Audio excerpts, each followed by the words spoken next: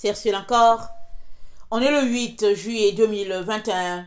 Alors, je me sens la trompette ce matin encore. Et je viens proclamer le retour de notre Seigneur Jésus-Christ. Amen. Soyez bénis. Amen. Et que sa grâce demeure sur chacun d'entre nous.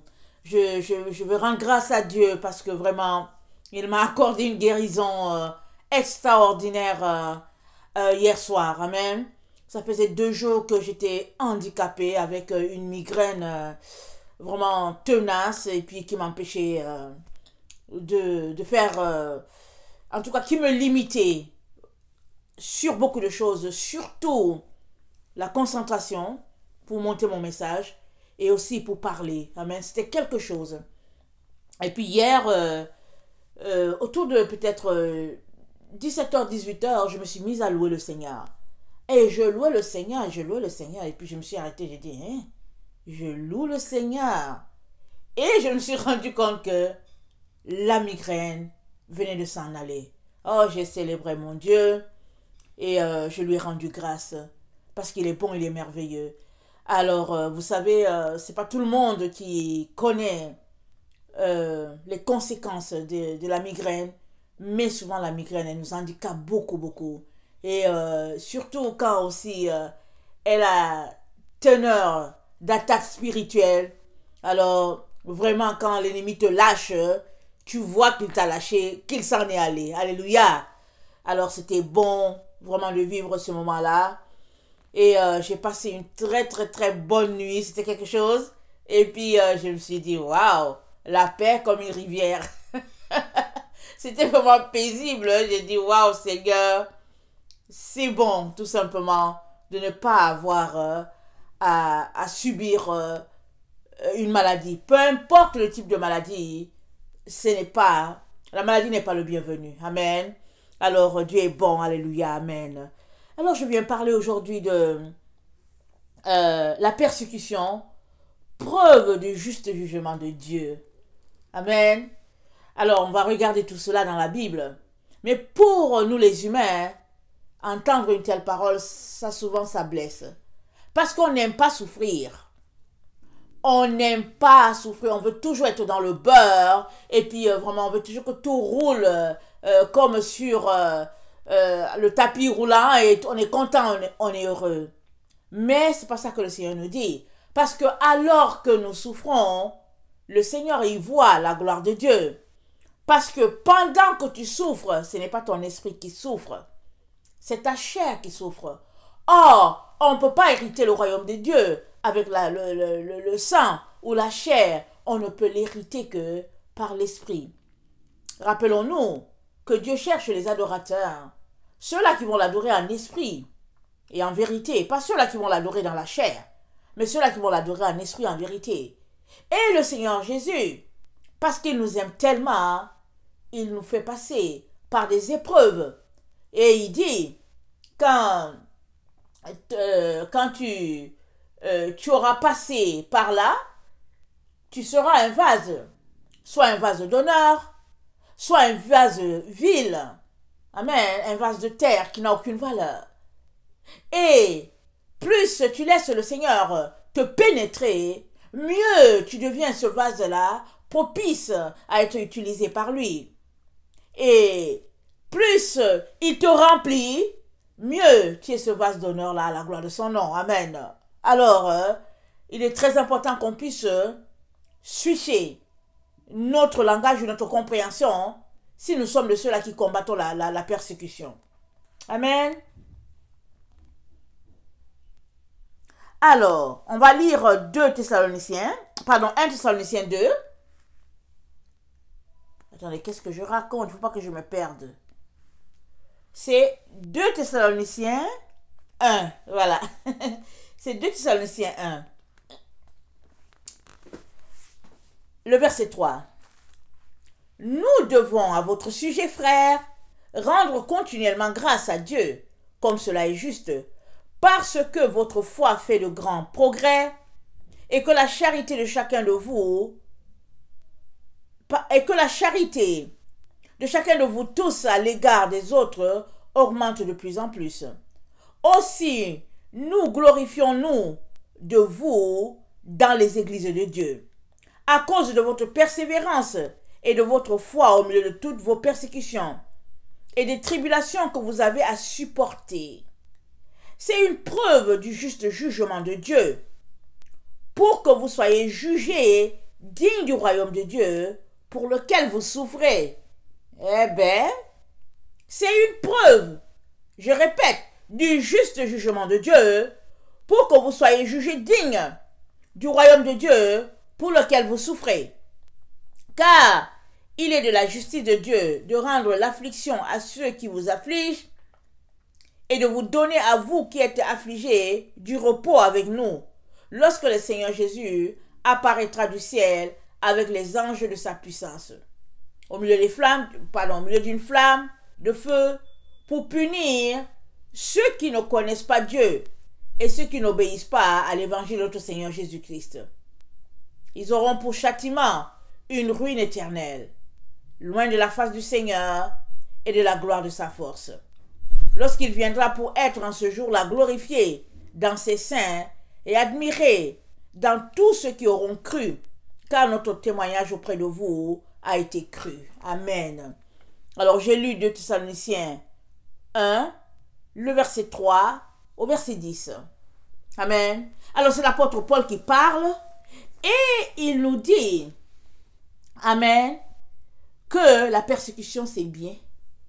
Et comme on vient de le lire au verset 5, d'abord je vais lire le verset 4, il dit, nous nous glorifions de vous dans les églises de Dieu à cause de votre persévérance et de votre foi au milieu de toutes vos persécutions et tribulations. Waouh!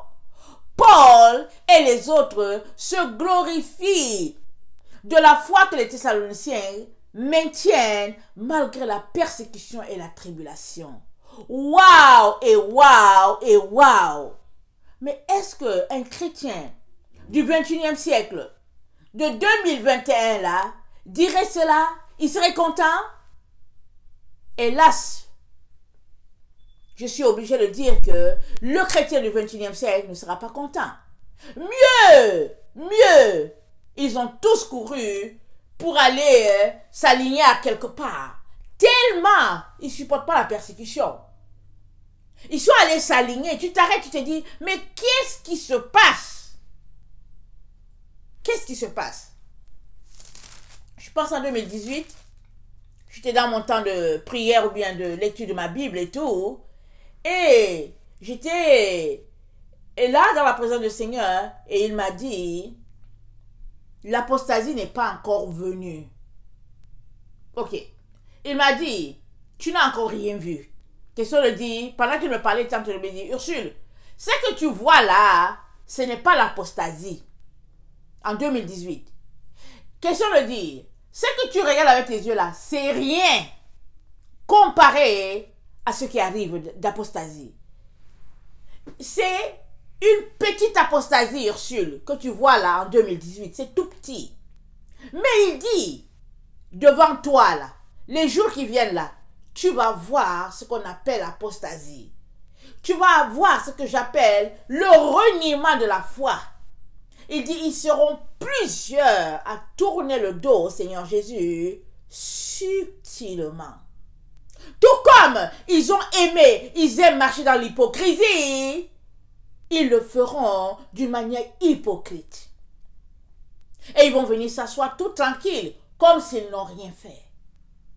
Le voleur, quand il vole, pendant que les gens dorment, lui la nuit, il vole. Et dans la journée, il est tout tranquille, comme s'il n'a rien fait. Jusqu'à ce que la police mette la main sur lui, jusqu'à ce que quelqu'un le dénonce, et les gens sauront que voici le voleur. Ce monsieur-ci, le voisin, c'est un voleur. Si personne ne le dénonce, personne ne saura que le voisin immédiat, c'est un gangster. Personne. Jusqu'au jour où la lumière pointe sur lui, où les flashs, et on saura que, oh, il est un voleur. C'est pareil. Quand le Seigneur m'a dit, en ce qui concerne l'apostasie, le reniement de la foi, tu n'as encore rien vu. Il dit, les enfants de Dieu vont tomber par milliers C'est-à-dire, à la seconde qui va suivre, ils vont chuter de leur foi.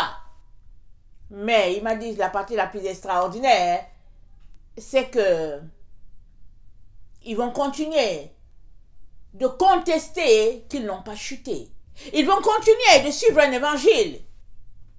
Amen. L'évangile de ceux-là qui ont chuté de la foi. Ils vont continuer là-dedans. Parce qu'il faut toujours maintenir le paraître. Parce que ce qui se passe, c'est que ceux-là qui marchent dans l'hypocrisie, pourquoi sont-ils dans l'hypocrisie? Ils marchent pour faire plaisir aux êtres humains. Amen. Ils marchent. C'est-à-dire que ils font croire quelque chose aux gens qui n'est pas cela. C'est ça l'hypocrisie. C'est de présenter une face pour Jésus. Et quand le mois vient de se tenir pour Jésus, oh là là, on lui a tourné le dos depuis longtemps. Et le Seigneur m'avait aussi donné un rêve. Dès le confinement, amen, où je voyais les gens, ils étaient alignés, mais bon, moi je passais et je me demandais bien pourquoi ils étaient alignés. Mais quand je passais, les gens se détournaient et puis ils étaient là. Mais je me disais, mais c'est quoi ces fils-là? C'est quoi ces fils? Alors, dans la prière, le Seigneur m'avait révélé que ils étaient là, amen, pour se conformer aux nouvelles règles qui étaient établies. J'en revenais pas, je me disais, non. Mais ce qui était de spécial, c'est que le Seigneur m'avait montré des chrétiens. Il ne m'a pas montré les gens du monde. Il m'a montré ceux-là qui s'appellent chrétiens. Il me les a montrés. Ils étaient alignés. Certains justifiaient, oh mon enfant a ceci à cause de mon enfant. L'autre disait, oh non mais j'ai une maladie là, à cause de la maladie, j'ai ceci. Chacun justifiait, chacun se détournait.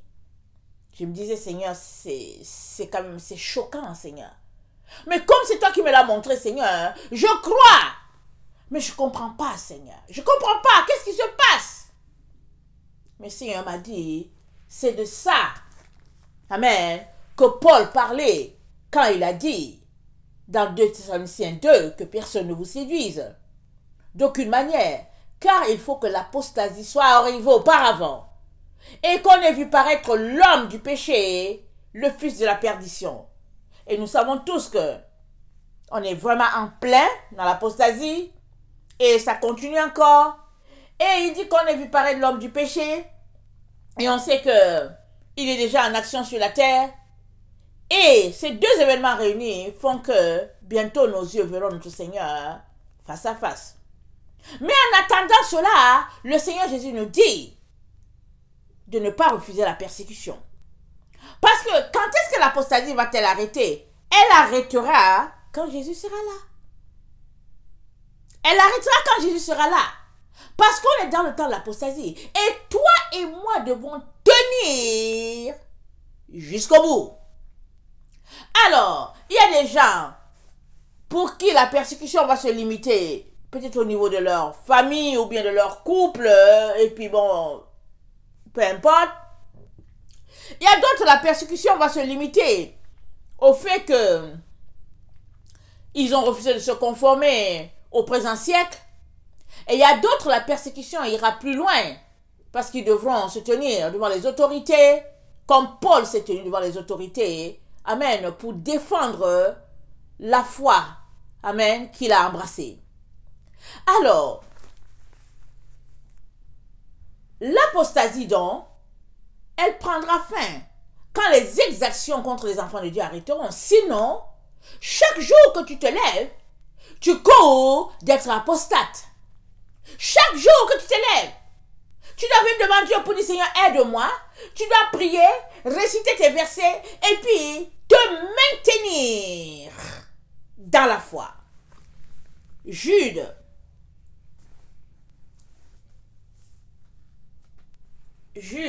Attendez.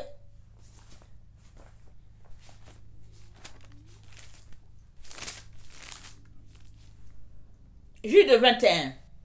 Maintenez-vous dans l'amour de Dieu, en attendant la miséricorde de notre Seigneur Jésus-Christ pour la vie éternelle. Maintenez-vous. Ce n'est pas de te maintenir dans la médiocrité, dans la religion qu'on appelle la chrétienté. Non, non, non. Il dit, maintenez-vous dans l'amour de Dieu. Or, l'amour de Dieu a été manifesté envers nous, en ce que, lorsque nous étions encore pécheurs, Christ est mort pour nous. Et parce qu'il est mort, il nous a dit, si vous m'aimez, gardez mes commandements. Je vous aimerai, mon Père vous aimera. Et je me révélerai à vous si vous gardez mes commandements. Si vous observez ce que je vous dis. En ce sens-là, le Père vous aimera. Parce que Jésus n'a pas envoyé les commandements. Il n'a accompli que les commandements de son Père. C'est Dieu qui a établi les commandements. Il les a remis à Moïse. Alors, quand il dit, quand Jude, l'apôtre Jude nous dit, maintenez-vous dans l'amour de Dieu, il est en train de nous dire de tout faire pour demeurer connecté au trône, peu importe la situation. Peu importe si on te plonge dans de l'huile, peu importe ce qu'on va te faire, il dit, tu dois te maintenir dans l'amour. Alors, excusez,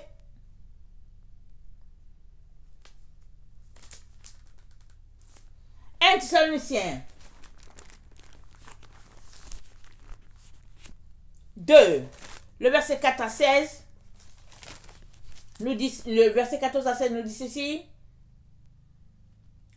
Car vous, frères, vous êtes devenus les imitateurs des églises de Dieu qui sont en Jésus-Christ dans la Judée. Parce que vous aussi, vous avez souffert de la part de vos propres compatriotes les mêmes maux qu'elles ont souffert de la part des Juifs. Ce sont ces Juifs qui ont fait mourir le Seigneur Jésus et les prophètes, qui nous ont persécutés, qui ne plaisent point à Dieu et qui sont ennemis de tous les hommes. Il dit, car vous, frères, vous êtes devenus les imitateurs des églises de Dieu qui sont en Jésus-Christ dans la Judée. Toi et moi sommes appelés à être les imitateurs des apôtres. Ils ont été persécutés, ils ont péri de la mort la plus atroce parce qu'ils ont décidé de maintenir la foi dans Jésus-Christ, laquelle foi a fait que toi et moi aujourd'hui avons reçu l'évangile de Christ et aussi avons réalisé que l'évangile a été renversé, il y a eu un coup d'état, on nous a donné un faux évangile et aujourd'hui par la grâce de Dieu, alléluia, amen, nous sommes en train de retourner dans le véritable évangile parce que ils ont fait un coup d'état à notre Seigneur Jésus. Ils nous ont présenté un faux Jésus, Jésus du 20e, 21e siècle, un Jésus bizarre, un Jésus qui est un mannequin là. Alors un Jésus qui n'a rien à voir avec le Jésus qui est mort sur la croix pour nous. Et nous le savons pourquoi? Parce que nous observons la véritable doctrine de Christ. Nous ne sommes pas en train d'observer une doctrine montée de toutes pièces par les hommes de la terre, en train de suivre une doctrine qui nous mènera à l'opposé de là où nous voulons arriver. C'est pourquoi il est très important que si tu te réclames de Christ, que tu retournes au véritable évangile. Parce que l'évangile que tu es en train d'observer maintenant ne te conduira pas devant la face du Père. Cet évangile-là où on t'amène à adorer Dieu le dimanche. Et on te dit que dimanche c'est le jour du sabbat. Non, non, non. Le sabbat ça veut dire samedi. Et c'est ça. Sabbat c'est pas dimanche. Dimanche, c'est le premier jour de la semaine. Le samedi, c'est le jour où Dieu s'est reposé. Et quand Jésus entre dans la synagogue pour enseigner, c'était le sabbat. Et quand Dieu nous a dit d'observer ce jour-là, il a dit, c'est un signe entre nous et lui. 20, Ézéchiel, verset 20. Ézéchiel 20, verset 20. On ne peut pas outrepasser les règles de Dieu. Et si tu observes 9 commandements et qu'il y a un 10e que tu n'observes pas, alors tu ne les as pas tous observés. Il y en a qui passent leur vie à crier, « Oh, Jésus m'a délivré de la loi. Je n'ai plus besoin d'observer les commandements. Je fais ce que je veux. » Mais quand tu t'arrêtes, tu te dis, mon Dieu, Seigneur, comment le peuple a-t-il été enseigné dans le faux? Jésus t'a délivré de la loi. Lui-même, comment il a fait pour observer la loi? Comment peut-on dire que Jésus nous a délivré de la loi alors que lui-même a observé la loi? Il ne l'a pas abolie. Mais on s'arrête, on se dit, mais qu'est-ce qui arrive aux enfants de Dieu? Mais ce qui arrive, c'est qu'ils sont des chrétiens charnels. Ils aiment la chair. Ils aiment les plaisirs de la chair. Alors, ils twistent l'évangile en faveur de leur chair. Voilà pourquoi dans le temps dans lequel nous sommes, il y aura juste deux peuples. Amen. Dans la maison de Dieu. Il n'y aura pas un troisième peuple. Il y aura juste deux. En tout cas sur la terre. Et les enfants de Dieu qui marchent selon la voie de Dieu et les enfants du monde qui marchent selon les plaisirs du monde. Il n'y a pas un milieu. Dieu a enlevé le milieu. Depuis l'avènement du Covid, Dieu a enlevé le milieu. Et il nous rappelle et il nous interpelle à rentrer dans le camp des enfants de lumière. Tu ne peux plus être au milieu. Il te dit, rentre dans le camp des enfants de lumière. C'est-à-dire quoi? Retourne à la vérité. Retourne observer les commandements de Dieu. Retourne te plier à ce que Dieu a dit. Et puis, viens adorer Dieu en esprit, en vérité, afin que l'ennemi ne t'emporte pas loin de Dieu. Mais les arrogants, les méchants, les pense-bons, les gens qui connaissent vont venir te démontrer par A plus B qu'ils ont la vérité et qu'il n'y a pas de problème à adorer Dieu le jour qu'on veut parce que Dieu nous a libérés. Jésus a dit quoi? Vous connaissez la vérité. Alléluia. Et la vérité vous affranchira. Si tu as été libéré, amen, c'est que tu es en train de marcher dans la vérité que Dieu a dit. Si tu n'es pas en train de marcher dans la vérité, déclarée par notre Seigneur Jésus-Christ, alors tu n'as pas été libéré. Mieux encore, tu es plus esclave que jamais. Tu ne peux pas te permettre dans le temps dans lequel nous sommes d'avoir un autre évangile dans ton cœur. Non seulement c'est de la rébellion, mais c'est de l'égarement, mais en plus de cela, ce qui est grave, c'est que la trompette annonçant la présence de Jésus sonnera et tu n'entendras même pas. Tellement tu es rempli dans les séductions de ce monde. Voyage, plaisir, sexe, puis voiture, tout ce qu'on peut imaginer. Tellement tu es dans ces choses-là. Aujourd'hui, ça ne prend pas grand-chose aux gens de devenir riches. Les enfants sont des riches, tout le monde devient riche et tout. Mais pourquoi? Plaisir de la chair. Mais on fait quoi avec l'argent? Mais moi, je ne peux pas manger l'argent. Je ne peux pas porter l'argent comme vêtement. On fait quoi avec l'argent? C'est du papier. Et puis même s'il y a le bitcoin, il faut le changer et tout. Et après, on fait quoi avec? Rien du tout. L'argent, ça te sert en ce sens que tu bénis quelqu'un d'autre avec. Si tu n'es pas capable de bénir quelqu'un d'autre avec, l'argent est juste gardé dans une banque. Et tu regardes, tu vois, tu dis, oh, j'ai combien aujourd'hui? Et si tu as la bourse, tu t'en vas regarder, tu dis, oh, aujourd'hui, mon argent est monté à tel. Et puis finalement, satisfaction de la chair, c'est tout. L'autre là qui n'a pas d'argent, il n'a aucun souci. Il n'a pas le temps d'aller regarder la bourse combien il a. Il n'a pas le temps d'aller regarder dans son coffre-fort combien de lingots d'or il a. Il n'a aucun problème. La vie est belle, il est vivant, il se lève, il dit merci Seigneur parce que tu m'as donné la vie aujourd'hui. Alléluia, je te loue. Seigneur, aide-moi à rester proche de toi afin que quand tu viendras, je ne sois pas coupé. Il s'agit de rechercher la vérité et de marcher dans la vérité. Et pour cela, Satan va te persécuter, soit par tes amis, les membres de ta famille, les membres de ton église, peu importe. Mais, qu'est-ce que nous venons de lire? 1 Thessaloniciens, 2 Thess 2, on vient de lire aussi le verset 4. Aussi nous nous glorifions de vous dans les églises de Dieu à cause de votre persévérance et de votre foi au milieu de toutes vos persécutions et des tribulations que vous avez à supporter.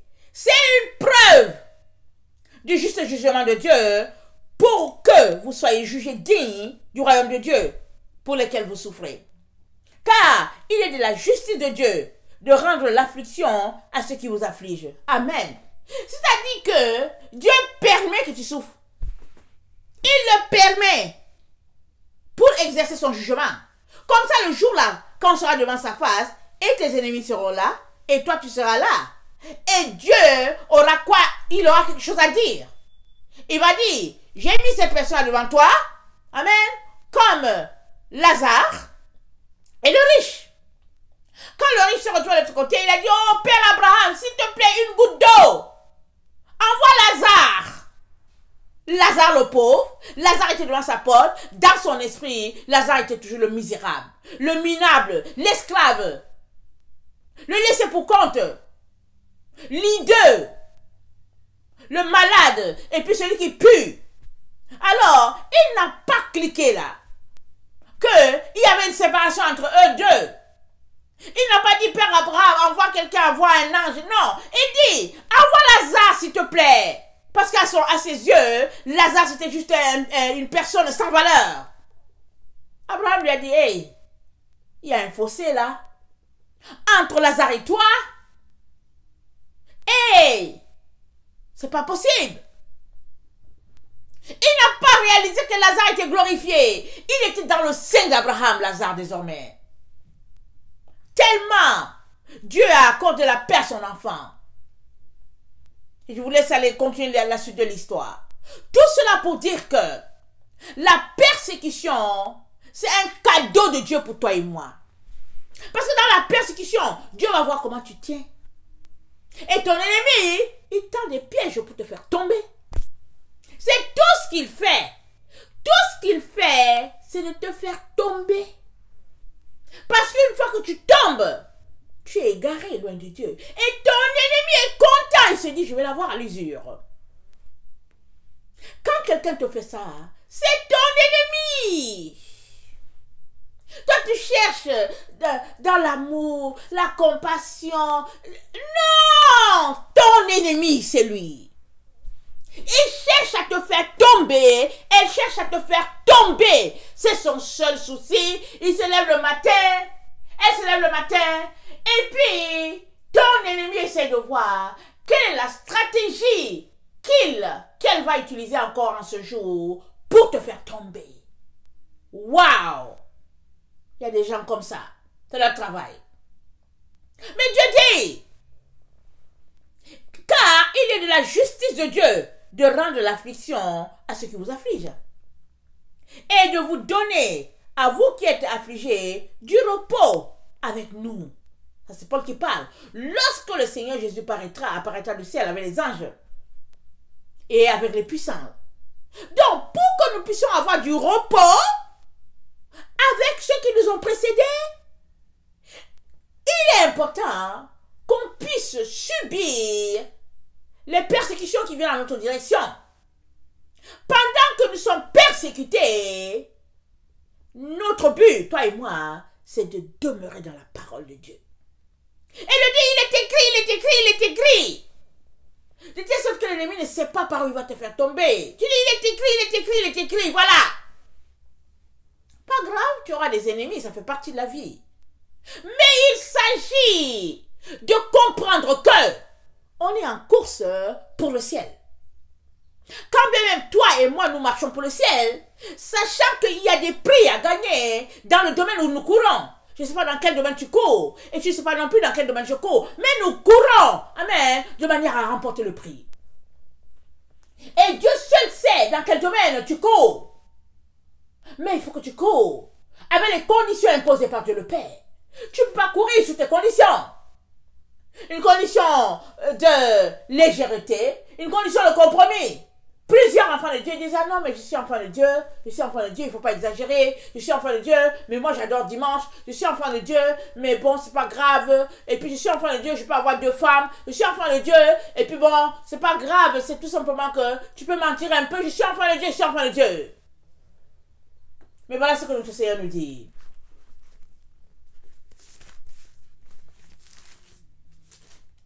Je suis enfant de Dieu, c'est pas grave. Je peux aller chercher l'argent et aussi chercher Jésus. Dieu a dit non. Tu ne peux suivre 2 maîtres. Ou c'est maman, ou c'est Jésus. Alors, Ça a été clair. Jésus n'a pas passé par mille chemins pour nous dire la vérité. Il a dit que celui qui est injuste soit encore injuste.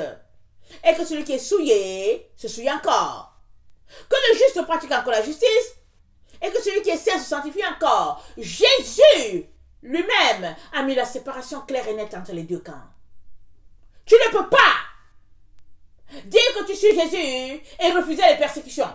Tu ne peux pas dire que tu suis Jésus et puis essayer de trouver le juste milieu. Ça n'existe plus. Soit tu es avec Jésus, soit tu es contre. C'est tout. Et assume-toi.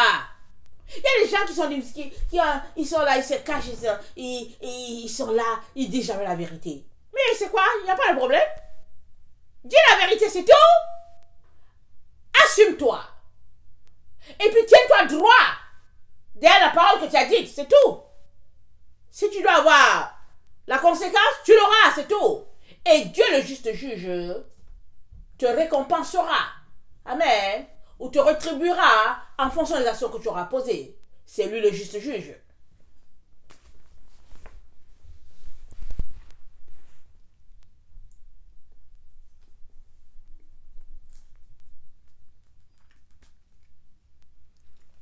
Jude 5, vous savez, Jude, c'est juste un seul verset, un seul chapitre. Jude nous dit ceci. Excusez-moi. Je vais vous rappeler, à vous qui savez fort bien toutes ces choses, que le Seigneur, après avoir sauvé le peuple et l'avoir tiré du pays d'Égypte, fit ensuite périr les incrédules. Je vais lire au verset 4. Car il s'est glissé parmi vous certains hommes dont la condamnation est écrite depuis longtemps, des impies qui changent la grâce de notre Dieu en dissolution et qui renient notre seul Maître et Seigneur Jésus-Christ. Je veux vous rappeler à vous qui savez fort bien ces choses que le Seigneur, après avoir sauvé le peuple et l'avoir tiré du pays d'Égypte, fit ensuite périr les incrédules. On peut s'arrêter, on peut se dire, Seigneur, pourquoi est-ce que tu les as d'abord laissés sortir d'Égypte et maintenant ils ont péri dans le désert? Pourquoi, Seigneur? S'il fallait qu'ils puissent venir périr ici dans le sable là et qu'on les enterre, je ne sais pas à quelle distance, peut-être que ça aurait été mieux qu'on les laisse là-bas dans le pays de Pharaon et puis bon, ils allaient continuer dans leur esclavage. Amen. Mais ce n'était pas ça dans le plan de Dieu. Dieu, il te donne toujours l'occasion de prouver que tu peux changer. Alors Dieu a dit à Pharaon, laisse aller mon peuple, par la bouche de Moïse. Il l'a redit encore. Il l'a redit encore. Et quand il a donné les 10 plaies à Pharaon là, la 10e, la Pharaon a dit pardon, partez. Pharaon a dit, dégagez mon sol, partez. Alors, tout Israël était appelé à sortir. Mais parmi eux, il y a aussi les Égyptiens qui sont partis. Parce que le peuple, ils sont mariés entre eux. Tout. Les Égyptiens aussi suivis. Sont partis aussi. Si la mère de Moïse était en vie, celle-là qui l'a sauvé des eaux et qui l'a fait habiter dans le palais du Pharaon, vous pouvez être sûr qu'elle a dû suivre son fils Moïse. Elle a dû partir avec lui. Parce que c'est son fils après tout. Elle était la mère adoptive. Alors, le peuple est parti. Ils étaient contents. Mais dedans, il y avait des gens dont le cœur n'était pas circoncis. Il y avait des gens qui avaient en aversion les épreuves, les difficultés. Et pourtant, la Bible nous dit qu'ils étaient des esclaves. Ils avaient leurs conditions d'esclavage. Alors, ils sont partis. À un moment donné, ils ont manqué de nourriture. Alors, ils ont dit à Moïse, Moïse, pourquoi tu ne nous as pas laissés en Égypte, là, il y avait des concombres? Et tu es venu nous faire périr ici. Moïse, en Égypte, il y avait les concombres, il y avait de la viande. Regardez un peuple qui a vu les miracles de Dieu en direct. Dieu les a fait sortir. Il a envoyé les ténèbres dans l'Égypte, alors qu'à Goshen, il y avait la lumière. Qu'est-ce que Dieu n'a pas fait pour prouver son amour immense, sa puissance? Israël a goûté à sa puissance et aussi une bonne partie de la terre. Parce que les nations d'à côté étaient saisies d'épouvante à cause d'Israël. Et pourtant, dans le groupe là, il y avait des rebelles. Ils sont pris à Moïse. Et arrivé au niveau de la mer, quand ils ont pensé que l'armée de Pharaon allait les atteindre, Dieu a ouvert la mer. On parle de la mer. Combien la mer est profonde. On parle de la mer avec ses flots, avec ses vagues. Dieu a ouvert cela. Israël est passé. Et quand Pharaon, l'armée de Pharaon a voulu les poursuivre, alléluia, l'eau s'est rabattue sur eux, ils ont péri. Israël a vu ça. Aucun Israélite n'est mort ainsi. Mais les Égyptiens ont péri ainsi. Ils ont vu ça de leurs yeux. Et de l'autre côté, ils disent à Moïse, pourquoi tu ne nous as pas laissés en Égypte? Là-bas, il y avait les concombres, il y avait la viande, on était bien, ta ta ta, ta ta ta. Pourquoi? Parce que l'être humain, amen, n'aime pas souffrir. Ça, c'est le premier élément. Le deuxième élément, c'est qu'il n'avait pas de relation avec Dieu. Moïse avait une relation avec Dieu, mais eux, ils n'avaient pas une relation avec Dieu. Ils regardaient juste les spectacles, et puis ils étaient contents. Oh, notre Dieu est puissant et tout. Leur cœur n'était pas changé. Regardons le psaume 103.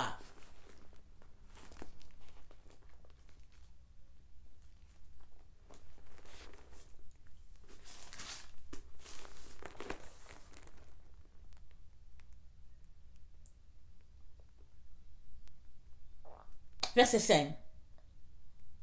Verset 6. L'Éternel fait justice. Il fait droit à tous les opprimés. Il a manifesté ses voies à Moïse, ses œuvres aux enfants d'Israël. Il a manifesté ses voies à Moïse, aux enfants d'Israël, ses œuvres. Connais-tu les voies de Dieu pour toi? Si tu connais les voies de Dieu pour toi, tu n'auras pas de problème à subir toute la persécution qui vient avec. Parce qu'à tout appel est attaché un type de persécution. Connais-tu la voie de Dieu pour toi? Ou bien tu passes tout simplement ton temps à te balader, à surfer sur tes tablettes cellulaires, télévision, etc., etc. Et puis tu dis, oui, Dieu est bon, il va venir nous chercher. Il va venir te chercher comment? Tu ne connais pas la voie? Jésus va venir te chercher comment? Il y en a qui pensent à un phénomène de Rambo, ils pensent que Jésus va descendre là-bas, les prendre pour dire, ok, mon fils et tout, ma fille, allez. Vous ne marchez pas sur les voies de Dieu, il va te prendre comment? Moïse connaissait les voies de Dieu, c'est pourquoi Dieu l'a appelé à diriger le peuple. Mais Israël, il connaissait juste les manifestations, les miracles, tout ce qu'ils avaient, n'avait pas de relation avec Dieu. Normal qu'ils puissent se plaindre pour des concombres. Pour une petite chose, ils puissent se plaindre. Dieu t'a déjà sauvé, il a déjà démontré sa puissance, et tu viens te plaindre pour des concombres, pour de la viande, ça ne va pas. Voilà le cœur de l'être humain. Il ne regarde pas l'amour, la miséricorde de Dieu, son amour immense pour son peuple. Ils n'ont pas regardé cela. Alors Dieu a dit, assez, ils vont périr ici dans le désert. Et même il fut un temps où Moïse a plaidé, Moïse a dit non, non, non, pardon éternel et pitié. Parce que Dieu a dit, ok, je les détruis tous et je vais me faire un peuple, un autre peuple. Moïse a dit non, non, non. Moïse a plaidé encore pour que Dieu puisse avoir compassion de ce peuple-là. C'est un peuple qui ne voulait pas souffrir. Et pourtant, Dieu l'a tiré de l'Égypte, là où ils étaient dans l'esclavage, pour l'amener sur la terre promise, là où il y aura du miel, pour aller dans le pays le plus beau. Dieu les a tirés pour être lui-même leur Dieu, parce que là-bas, ils adoraient les dieux égyptiens, ils sont détournés et tout. Et Dieu les a fait sortir. Amen. Pour être leur Dieu, leur Sauveur, leur Seigneur, tel que c'était écrit, tel qu'il a dit à Abraham. Dieu est venu accomplir sa promesse. Mais non, leur cœur était sur les biens de la terre. Leur cœur, était attaché à la chair. Ils regardaient les choses avec leurs yeux et puis c'était là, c'est tout ce qui les intéressait. Comment allaient-ils supporter la persécution? Mais quand tu connais les voies de Dieu pour toi, en tout cas, tu vas dire, peu importe l'endroit où on va me traîner, je vais aller. Parce que c'est la voie de Dieu pour moi. Les gens disent qu'ils ne savaient quoi faire, les autorités ne savaient quoi faire de l'apôtre Jean. Ils l'ont tellement maltraité, magané, ils ont tout fait ce qu'ils voulait faire de l'apôtre Jean n'est pas mort. Alors il paraît qu'ils l'ont envoyé, et là ils l'ont envoyé à Patmos. C'est pas il paraît, ils l'ont envoyé à Patmos. Parce que toi et moi nous avons la preuve qu'il était à Patmos. C'est là-bas qu'il a reçu la révélation de Jean. Mais il paraît que Jean est mort de lui-même. Il est mort de lui-même. C'est ça que j'ai lu quelque part comme témoignage. Personne ne l'a tué. Le jour où il devait partir, il paraît qu'il allait lui-même, il a creusé, il a demandé aux gens de creuser et il s'est couché là. Et puis le temps qu'il regarde, il était parti. Il avait décidé que c'était comme ça qu'il finirait. C'est ça que j'ai entendu. Est-ce que c'est vrai? Pas j'ai entendu. C'est ça que j'ai lu. Amen. Sur des écrits qu'ils ont retrouvés dans les grottes de Qumran. J'ai lu ça. On va espérer que ce soit vrai. Mais la personne qui relatait disait que personne ne réussissait à tuer Jean. Et ça, on l'a déjà entendu comme témoignage. On ne réussissait pas à le tuer. Et quand il est revenu de Patmos, il a continué de proclamer l'évangile. Encore, beaucoup plus encore qu'auparavant. Il était encore tellement zélé. Et il savait que Apocalypse était pour la génération de la fin. Et quand le moment est venu pour lui de partir, il est parti avec les gens ont creusé les trous, il s'est couché là-dedans, en quelques minutes, parti. Dès qu'il s'est couché, il a fermé les yeux, il était parti, il n'était plus là. Son âme était partie.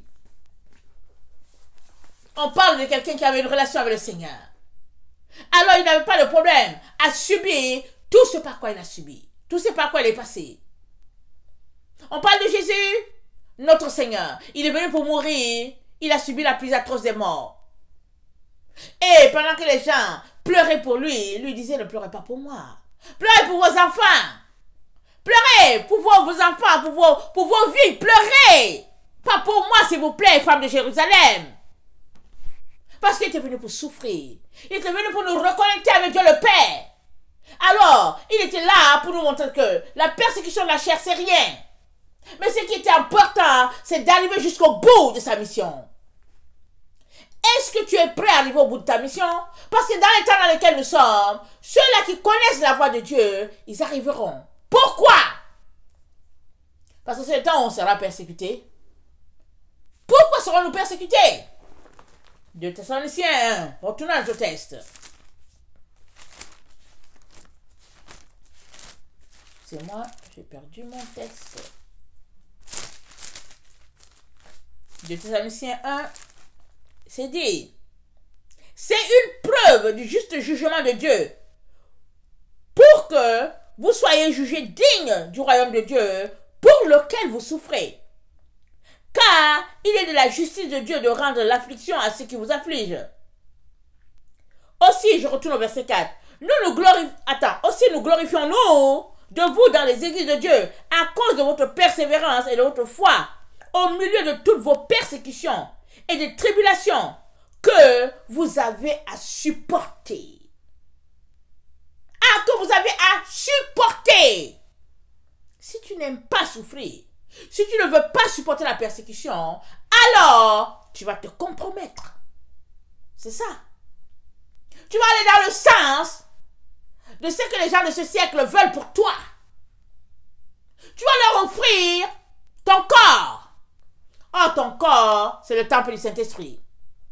Il ne peut recevoir rien de souillé. Que ce soit ordonné par qui que ce soit, rien de souillé dans ton corps. Ton corps, c'est le temple du Saint-Esprit. Alors, il te reste juste un seul choix. Donc, accepter les conséquences des gens qui font comme des gens qui subiront, accepter les conséquences réservées pour les gens qui font comme toi. Voilà.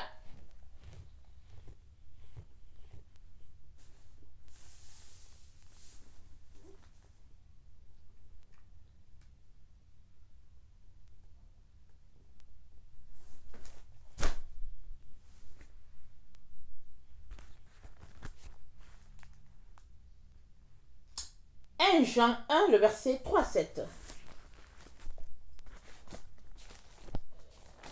1 Jean 1, le verset 3 à 7. Ce que nous avons vu et entendu, nous vous l'annonçons, à vous aussi, afin que vous aussi vous soyez en communion avec nous. On est appelé, ils disent quoi? À cause de votre persévérance et de votre foi, au milieu de toutes vos persécutions et des tribulations que vous avez à supporter. Attendez. C'est une preuve du juste jugement de Dieu pour que vous soyez jugés dignes du royaume de Dieu pour lequel vous souffrez. Attendez.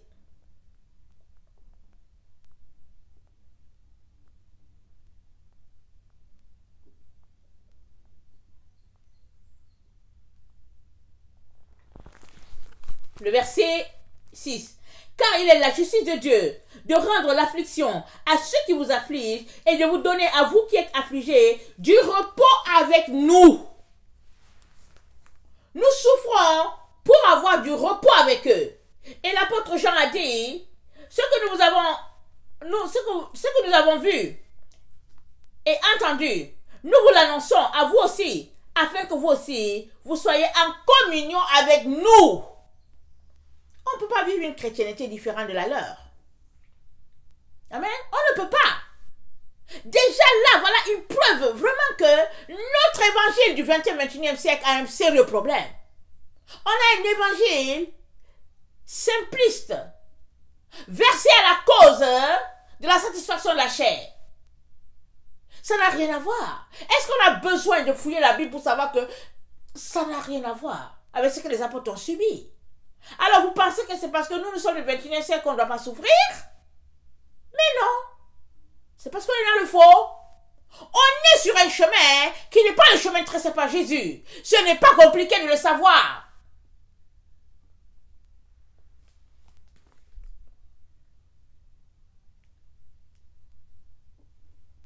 Il est lui-même une victime expiatoire pour nos péchés, non seulement pour les nôtres, mais aussi pour ceux du monde entier.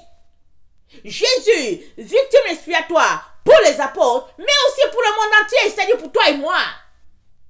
Et il a été rendu victime pour toi et moi. Nous ne pouvons pas le renier dans ce temps dans lequel nous sommes, soit disant que on ne veut pas souffrir.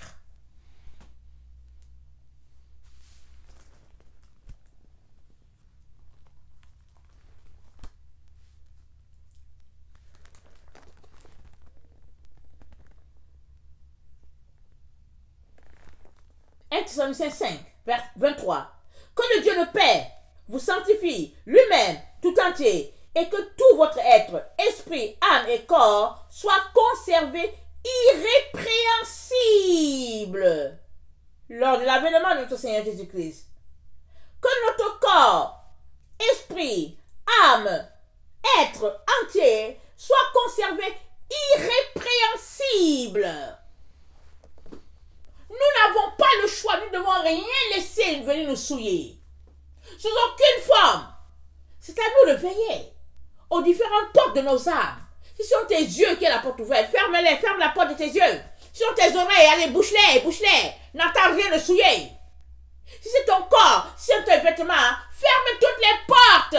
Tu dois être trouvé irrépréhensible quand Jésus-Christ viendra. Mais si tu veux faire à ta tête, rester dans l'illusion, te dire que tu es chrétien, qu'il ne faut pas exagérer, tu es en train de faire route à part. Et tu ne seras pas rassemblé malheureusement. C'est dommage. Hébreux 11, verset 32. Et que dirais-je encore, car le temps me manquerait de parler de Gédéon, de Barak, de Samson, de Jephthé, David, Samuel, les prophètes, qui, par la foi, vainquirent des royaumes, exercèrent la justice, obtinrent des promesses, fermèrent la gueule des lions, éteignirent la puissance du feu, échappèrent aux tranchants de l'épée, guérirent de leur maladie, furent vaillants à la guerre, mirent en fuite des armées étrangères. Des femmes recouvrèrent leur mort par la résurrection, d'autres furent livrées au tourment et n'acceptèrent point de délivrance afin d'obtenir une meilleure résurrection. D'autres subirent les moqueries, le fouet, la chaîne, la prison. Ils furent lapidés, sciés, torturés. Ils moururent tués par l'épée. Ils allèrent çà et là, vêtus de peau de brebis et de peau de chèvre, dénués de tout, persécutés, maltraités, eux dont le monde n'était pas digne, errant dans les déserts et les montagnes, dans les cavernes et les autres antres de la terre, tout cela, à la fois desquels il a été rendu témoignage, n'ont pas obtenu ce qui leur était promis. Dieu ayant en vue quelque chose de meilleur pour nous, afin qu'ils ne parvinssent pas sans nous à la perfection. Alléluia. Afin qu'ils ne parvinssent pas sans nous. Et c'est Paul qui parlait. Et nous sommes la génération de la fin. On ne peut pas parvenir sans eux. Ils ont subi, nous aussi nous subirons. Ils ont été persécutés, nous aussi nous serons persécutés. Pourquoi?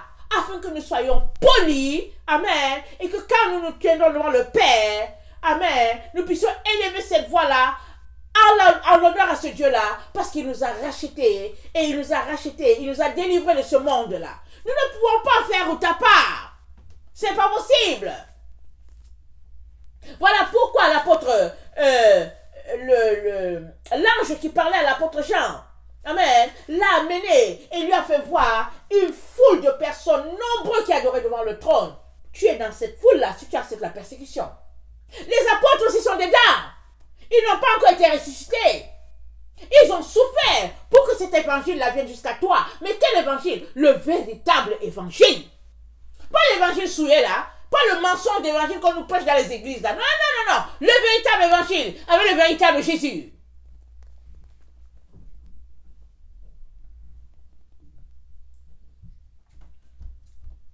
Apocalypse 7, le verset 13. Et l'un des vieillards prit la parole et me dit, ceux qui sont revêtus de robes blanches, qui sont-ils? D'où sont-ils venus? Je lui dis, mon Seigneur, tu le sais. Et il me dit, ce sont ceux qui viennent de la grande tribulation. Ils ont lavé leurs robes et ils les ont blanchis dans le sang de l'agneau. C'est pour cela qu'ils sont devant le trône de Dieu et le servent jour et nuit dans son temple. Celui qui est assis sur le trône dressera sa tente sur eux. Ils n'auront plus faim, ils n'auront plus soif, et le soleil ne les frappera point, ni aucune chaleur. Car l'agneau qui est au milieu du trône les pétrera et les conduira aux sources des eaux de la vie. Et Dieu essuiera toute larme de leurs yeux. Amen, alléluia. Merci Seigneur. Tu veux faire partie de ce groupe-là? Je suis sûr que oui.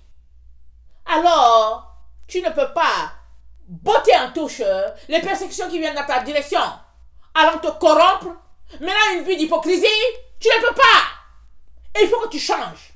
Et il faut que tu te repentes alors que tu entends ce message-là, que tu viennes devant Dieu pour lui demander pardon pour ton attitude. Parce que tu ne peux pas arriver devant le trône. Parce que ceux qui sont là, ils ont subi la honte, la misère et toutes sortes d'humiliations pour le nom de Jésus. Et tu ne veux pas subir cela pour Jésus? Et tu penses que Jésus, il est comme toi là? Non, non, non, non. Jésus a dit, si tu m'as renié devant les hommes, je te réunirai aussi devant mon Père. La persécution, c'est pour les enfants de Dieu. C'est pour notre purification. C'est pour notre épuration, afin de nous rendre vraiment précieux comme de l'or. Nous ne pouvons pas rejeter la persécution. Nous ne pouvons pas non plus vraiment, comment dire ça, nous souiller. Si tu peux t'échapper, échappe-toi. Échappe-toi. Mais si on te pogne, si on met la main sur toi, ne dis pas que tu ne connais pas Jésus. Ou bien, n'essaie pas de mener une double vie en disant, ok, on va faire comme si on est avec eux et puis on est avec Jésus. Mais non, mais non, mais non. C'est fini une telle attitude. Il y a juste désormais deux groupes sur la terre. Ceux qui sont pour Jésus et ceux qui sont contre Jésus, c'est tout. C'est pas parce que tu vas à l'église. C'est pas parce que dimanche après dimanche, tu te pointes quelque part. Non. Es-tu pour Jésus ou bien es-tu contre lui? Point, barre. C'est tout. Choisis. Si tu es pour Jésus, marche selon le véritable évangile de Jésus. Sa véritable doctrine. Si tu es contre lui, fais ce que tu veux. Éclate-toi, vautre-toi dans la chair, tout ce que tu veux. Mais si tu es de ceux-là qui cherchent le juste milieu pour dire, ouais, nous, c'est dimanche et puis patati patata, peine perdue. Et puis ta peine sera pire, hein. Ça sera pire. Parce que tu as connu Jésus, mais tu as été hypocrite. Tu l'as connu et tu as mené une vie terrible, refusant de te tenir pour la vérité. Tu seras vomi, comme Jésus a dit. Alors, il est très très important que toi et moi puissions retrousser nos manches, amen, et nous battre pour la vérité, peu importe le prix à payer. On est dans les temps où tous ceux-là qui prêchent la vérité et qui aiment la vérité, ils sont méprisés, insultés. Pas grave, c'est un honneur. Qu'on t'insulte pour le nom de Jésus. Alléluia, c'est un honneur. Si on t'insulte, loue le Seigneur, bats des mains pour dire Jésus, merci. Merci Seigneur, parce que vraiment ça me montre que je suis en train de marcher avec toi. Amen. Que le Seigneur bénisse sa parole. Je vous aime beaucoup. Et Dieu davantage. Maranatha, Jésus revient. Amen et Amen. Soyez bénis. Alléluia.